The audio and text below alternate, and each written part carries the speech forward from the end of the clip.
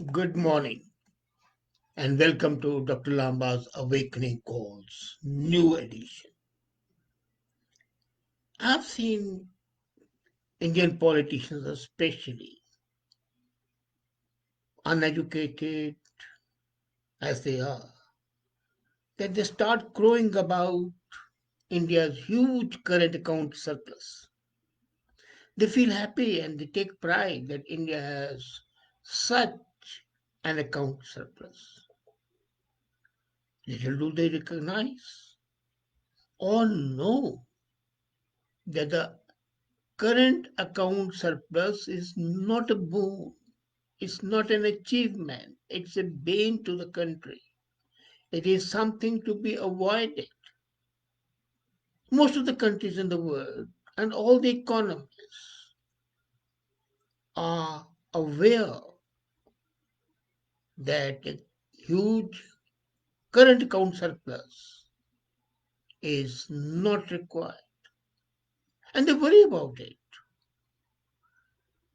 The current account deficit, the trade deficit in goods and plus services is to be worried about. And when the surplus is there, that's to be worried about because that's an indicative of the bad health of the economy. When you have a current account deficit, it implies that borrowings from abroad to finance your economy and in excess that can end in bankruptcy, as happened in India in 1991. A trade surplus and not account surplus. Now, here's the difference. People are unable to differentiate between the trade surplus and the account surplus. And when it's a trade surplus, that's something to be welcome. That shows high competitiveness and economic strength. So, should we cheer the fact that India has a record current account surplus of $19.8 billion? And that was in the last quarter of April, June. $19.8 billion. That's 3.9% of the total GDP of India. This shows only one thing, and that is absolute economic mismanagement that can spell a disaster. I agree, the government is taking action. The Reserve Bank is taking action, but the opposition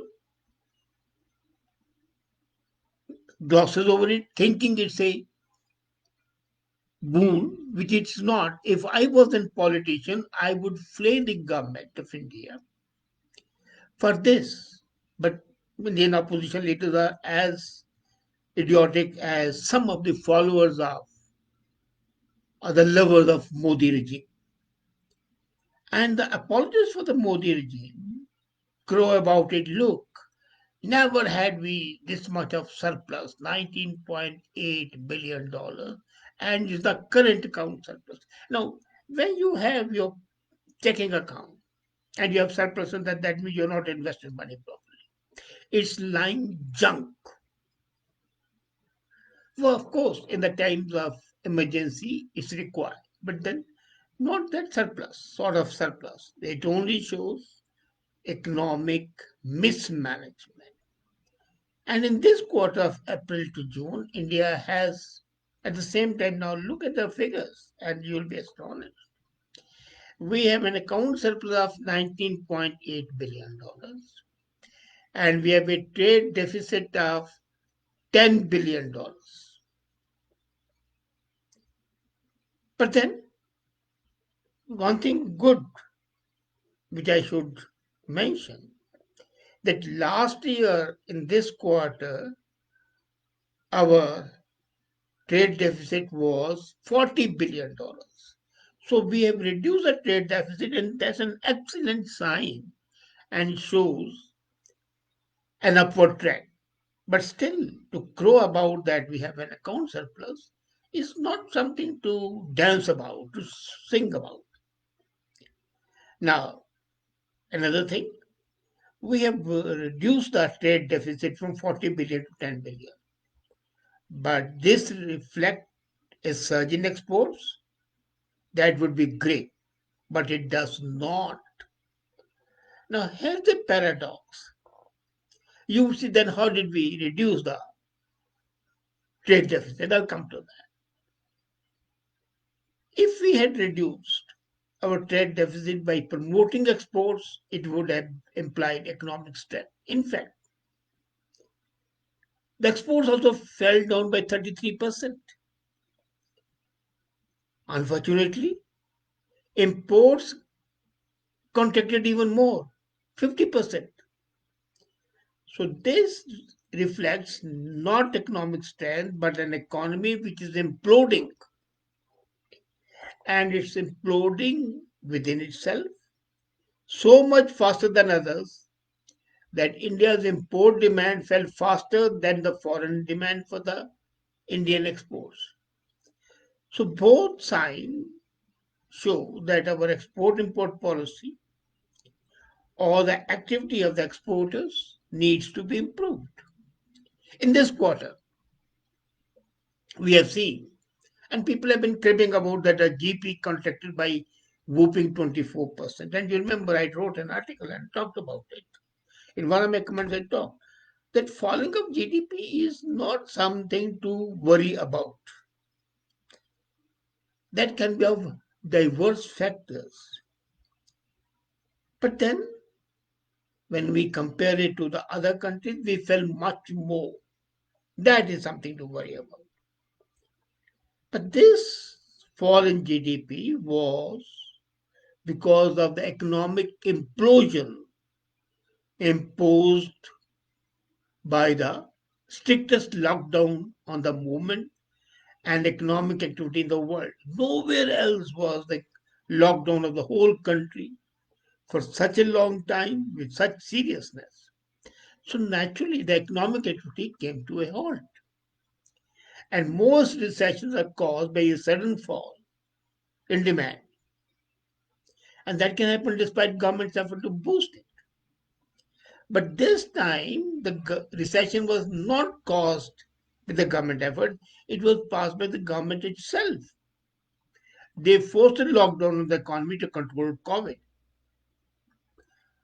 One thing positive, it saved millions of lives. Most countries, now, here comes the crux. Every country has done it. USA, Spain, England, name it. But most of the countries try to offset this economic loss with huge fiscal stimulus. And what did they do? They provided cash to the needy and cash to the businesses to keep functioning. India did, but it was so small as to be negligible. Japan declared a stimulus of 20% of GDP. So total GDP's one fifth was given as stimulus. What did US do? It immediately gave immediate stimulus of 10% of the GDP and then has just legislated the second stimulus. But 10% of the US GDP is quite a huge one. And then now is coming the second stimulus. Then it gave one-time check of $1,200 per adult and $500 per minor to poor households. So if a family has four members, husband, wife, and two children, they get 20 $3,400, $3,400 more than the income of the most of the people.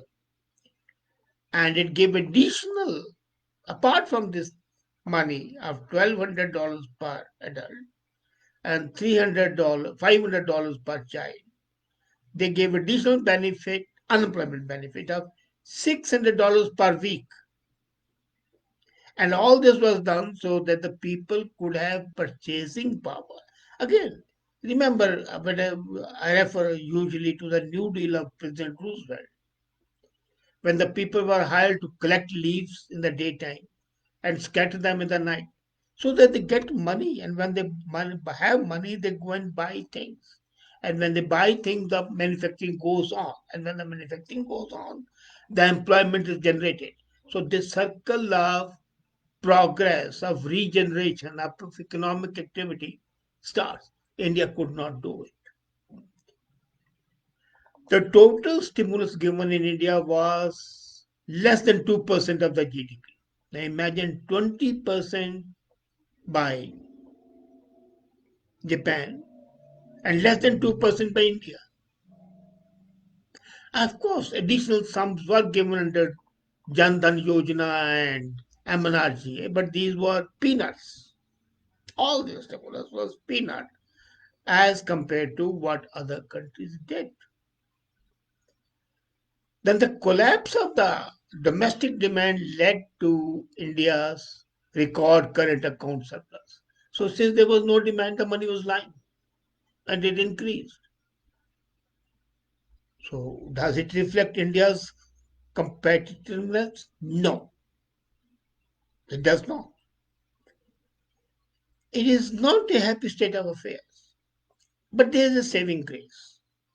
The saving grace is the export of services like computer software and the call centers did not fall down. That held up. But another thing happened that the remittances from abroad by the NRIs, by the Indians settled abroad who sent money, they fell down. Hey, and again that was a loss to the Indian economy. Now, when the politicians crow about huge account surplus, I'm not worried. I only pity them.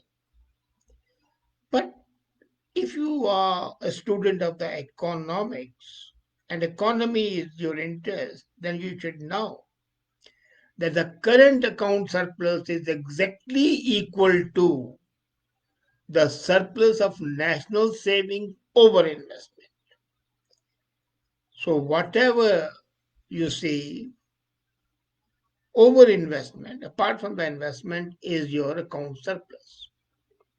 Now, what happens? Typically, a developing country tries to grow fast and so invests more than is available from the domestic savings.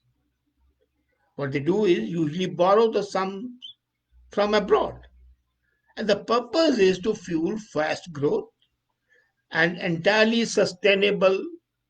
But it is seen that the fast GDP growth translates into fast export growth. And this is what India has been doing. And we had an average of 8% GDP growth. Today, despite our huge spending on defense, which is required, and I appreciate the Modi government for doing that. But then the problem is that our investment is very little so that we are having is saving surplus. The surplus that we are saving should be invested, which we are not doing. And it's happening both levels, at the government level and at the individual level. Fear of unemployment and fear of catching COVID has depressed shopping and entertainment. Banks are very afraid to lend money, and this is all pervading. Neither the RBI, nor the banks, nor the corporates are bold enough to take bold decisions. And cowards don't survive in such times. You need initiative, you need bold steps. You are doomed. So why not take bold steps and possibly you'll be more successful? The current huge account surplus implies that a poor country that hard badly needs investment find economic prospects so weak that it's not investing. And that's the crux. Something similar is evident in the foreign exchange reserves. People again are happy about it. I'm happy, but not that happy. The foreign exchange reserves rose by $28 billion in April June, and today we have huge surplus of $468 billion. Since June, in the month of July and August, the foreign exchange reserve has gone to $501 billion. Now, this is something extremely good, but there's a caveat, there's a problem. These reserves need to keep pace with the imports, but imports are falling, not rising. So this surplus is again surplus just lying in the lockers of the banks, not being used. This foreign exchange reserve represents one thing which people are not aware. RBI's purchase of the government bonds of the rich countries. When RBI purchases government bonds issued by the various countries abroad, especially West and USA, that's our foreign exchange reserve. So that's increasing. We are buying more and more, but we are not investing. So when there's a rise in the foreign exchange reserve in a country like India, then its effect lends enormous sums to the rich countries. They are giving money to the rich countries. Now, if we were a booming economy, this would not matter. But we are suffering in recession. So that means we need to invest at home, not abroad. Now, what we are doing is we are investing abroad. We buy their funds, we send the money to them. We have the paper, and with the money we give, they are building their economy. What is RBI thinking? And what is the finance minister thinking? As a matter of fact, my discussions with the economists and my own thoughts show that we are supporting other countries rather than supporting ourselves. So, what's the lesson? It's clear. One thing is good that the lockdowns have phased out, but the economic activity has to be revived. We have to inject large sums of purchasing power through cash transfers. Why should we not give, say, spending vouchers to the people, and those vouchers should expire within, say, 6 weeks? We give vouchers to all the poor families, go and spend that money. So they can't hoard that money. This is an excellent idea, which I would request the finance minister Nirmala Sitharaman to follow. Let's give them vouchers to all the people. But the caveat is that these vouchers must be spent, say, in 4 to 6 weeks. So people go and buy things. And you would say they will spend the money, not save it. As you give cash to the people, they'll save it. So don't give cash, give vouchers that expire.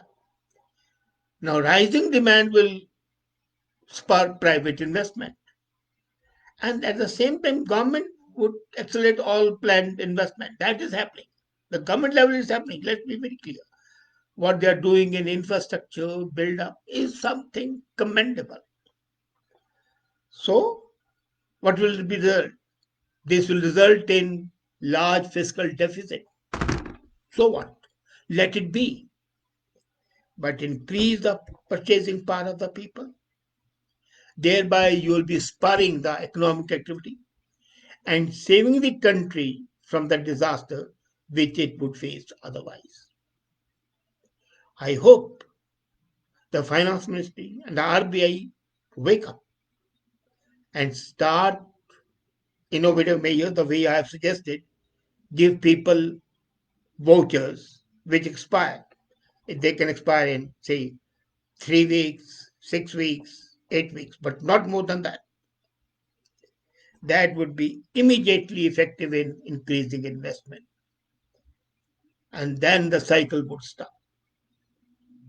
Thank you.